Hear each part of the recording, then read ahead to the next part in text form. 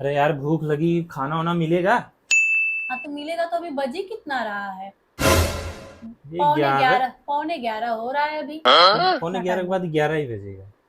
अच्छा जैसे सुबह मुझसे 100 रुपए लेके गए थे ना, पहले मेरे 3500 लाइए, 3500। अरे 100 रुपए का 3500 कैसे हो जाएगा? 100 रुपए आज लिए, हाँ। 35 रुपए कल लिए थे। कल 35 रुपए, आज 100 रुपए, कितने हो गए? 3500, 3500।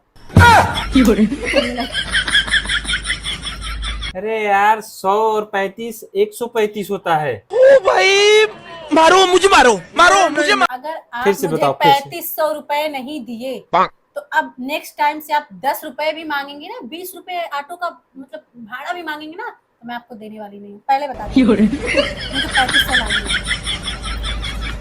यार 100 और 35 135 100, होता 35, 100, 3500, बस मैं ये जानती हूँ। ए उठा ले रे देवा, उठा ले रे बाबा।